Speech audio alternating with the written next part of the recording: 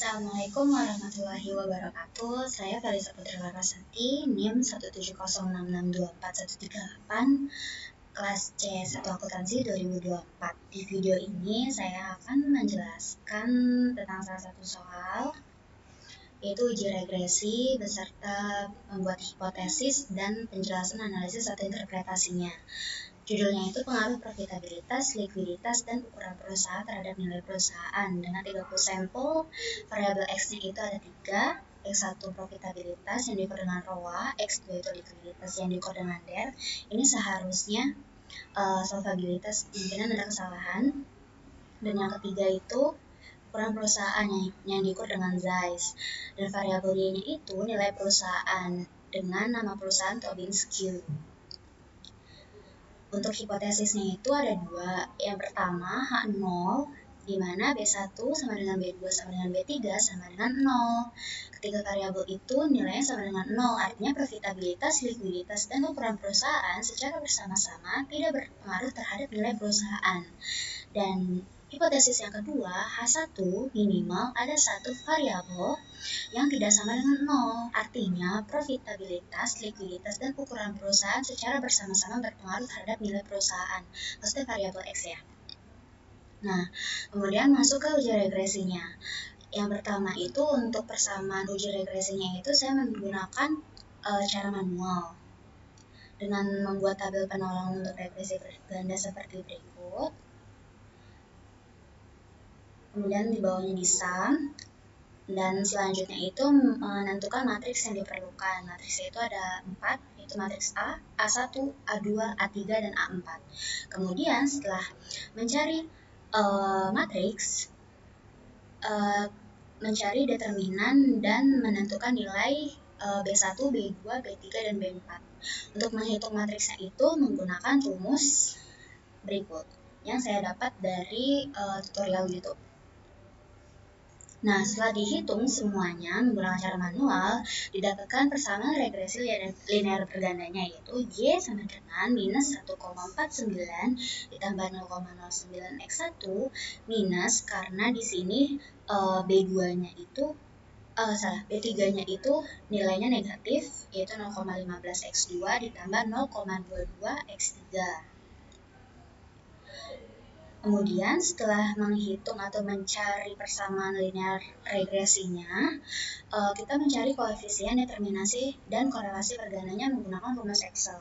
Untuk koefisien determinasinya itu menggunakan rumus index Linus, untuk korelasi bergandanya menggunakan rumus SQRT dari koefisien determinasinya, kemudian untuk kesalahan bakunya itu menggunakan index Linus juga.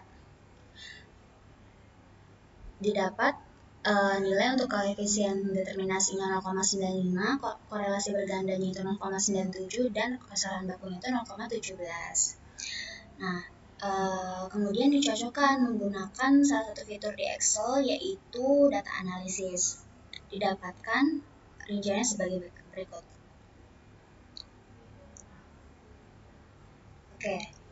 Setelah mendapatkan perhitungan dari data analisis maupun secara perhitungan manual atau menggunakan rumus Excel, ini persamaannya sudah sesuai hitung manual dengan data analisis, yaitu intercept atau konstantanya itu minus 1,49, untuk X1-nya itu 0,09, X2-nya minus 0,15, dan X3-nya 0,22, sama seperti perhitungan manual yang ini. Oke. Nah, kemudian untuk perhitungan koefisien determinasi dan korelasi bergandanya juga sama seperti di regression statistiknya dari multiple R, R square, adjusted R square, dan standar error. Selanjutnya masuk ke penjelasan interpretasi atau hasilnya. Yang pertama itu berdasarkan tabel penafsiran koefisien korelasi, di mana besarnya nilai multiple R, nilai korelasi antara X1, X2, X3 dengan Y adalah 0,97. 97 yang menunjukkan atau termasuk dalam kategori hubungan yang sangat erat.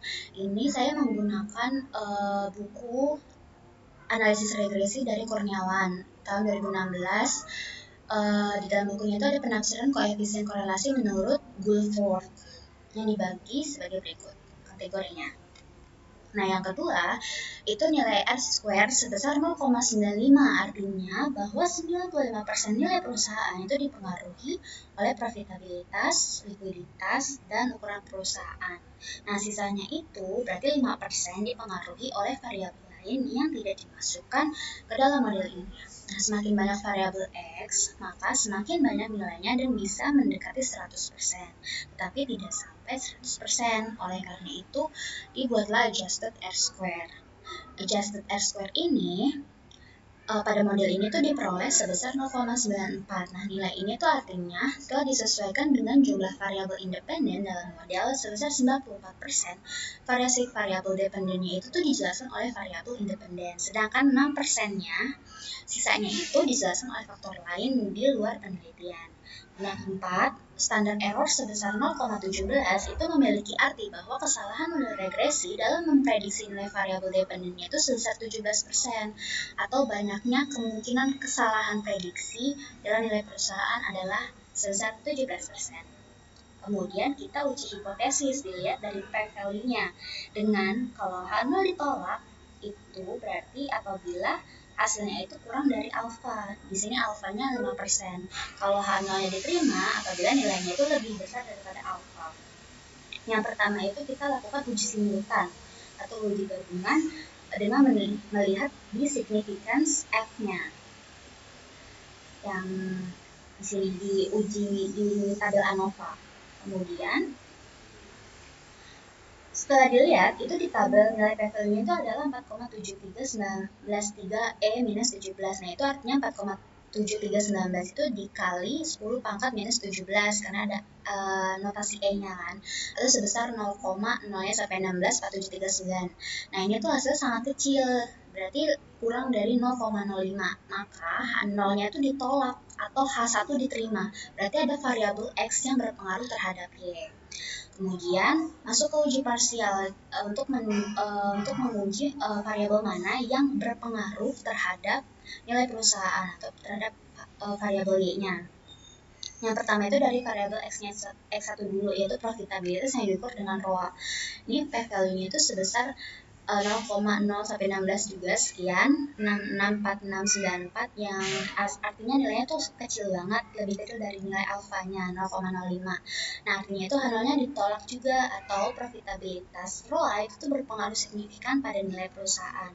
Kemudian yang kedua itu variabel X2 yaitu likuiditas yang diukur dengan DER yang memiliki p-value sebesar 0,0000235493. Nah, ini juga nilainya itu lebih kecil daripada alfanya. Artinya H0 juga ditolak atau likuiditas DER-nya itu berpengaruh signifikan juga pada nilai perusahaan.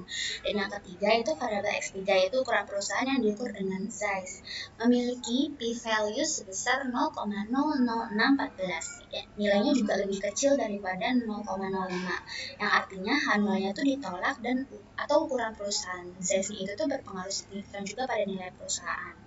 Nah, kesimpulan hipotesisnya dari dua uji simultan dan uji parsial itu bahwa tuh menunjukkan kalau ada variabel X lah yang berpengaruh dan itu adalah semua variabel X-nya. Berarti ada 3 variabel X yang berpengaruh signifikan terhadap nilai perusahaan.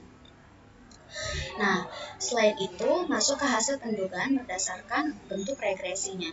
Y sama dengan minus 1,49 ditambah 0,09x1 dikurang 0,15x2 plus 0,22x3.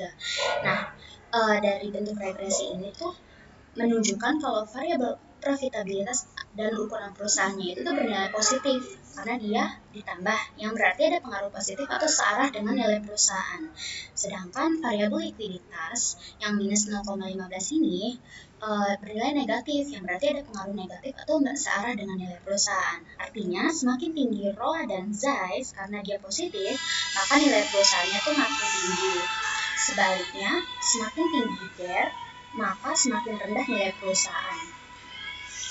Selanjutnya itu yang pertama, nilai konstanta sebesar minus 1,49 itu menunjukkan bahwa apabila profitabilitas, likuiditas, dan ukuran perusahaan bernilai 0, maka nilai perusahaannya itu diperkirakan sebesar minus 1,49.